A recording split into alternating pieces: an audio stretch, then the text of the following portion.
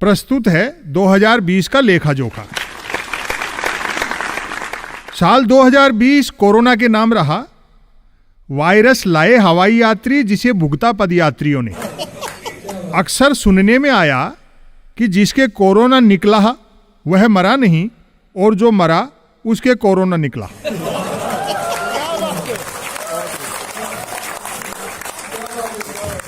जो हो, अवसरवादियों ने आपदा को अवसर में भरपूर बदला। चर्चा यह भी रही कि अवसर बनाने के लिए ही आपदा पैदा की गई है। अधिकारों की मांग करने पर सरकार ने कर्तव्य याद दिलाए। भूखों ने रोटी चाही तो उपवास के फायदे बताए गए। वैसे तो कोई बोला नहीं, जो बोला उसे चुप करा दिया गया। अच्छे दिन वाले सदमे से उबरे भी नहीं थे कि मोदी जी ने आत्मनिर्भर दे मारा।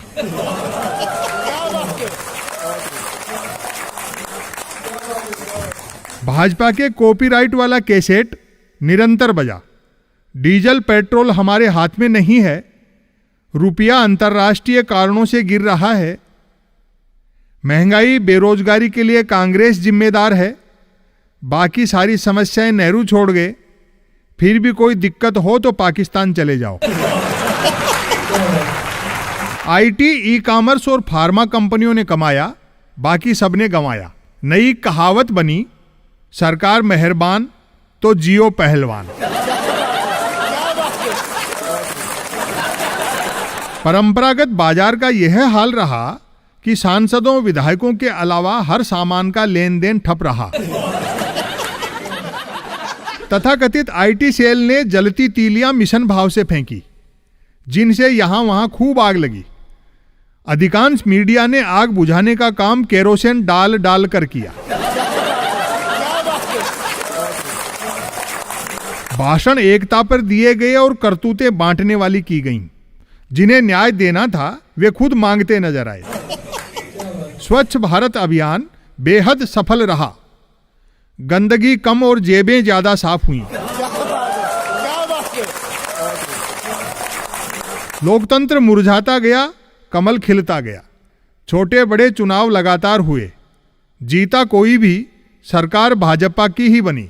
जहां चुनाव से नहीं बनी वहां उपचुनाव से बनी। जब जब लोगों ने काम की बात सुननी चाहिए, तब तब मन की बात की गई, जिसे सुनकर भोले लोगों को गुस्सा आया और भले लोग हंसने लगे। प्रधानमंत्री ने साल भर उन विषयों के बारे में विस्तार से समझाया जिन्हें वे खुद नहीं समझते।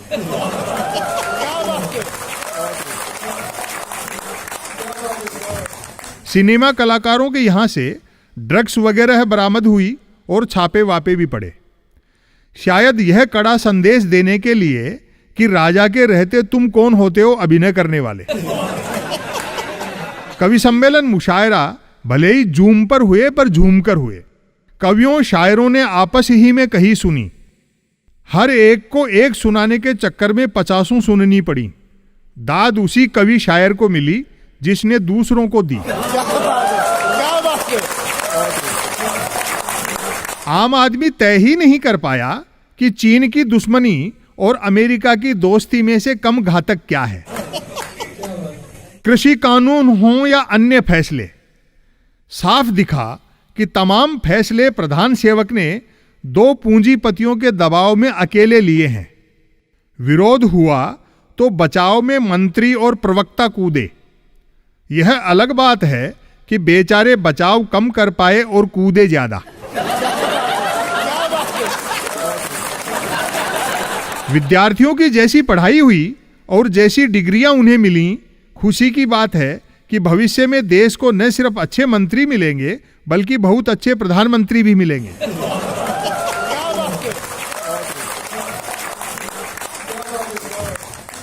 कुल मिलाकर 2020 में करिश्मा घटा और दाढ़ी बढ़ी।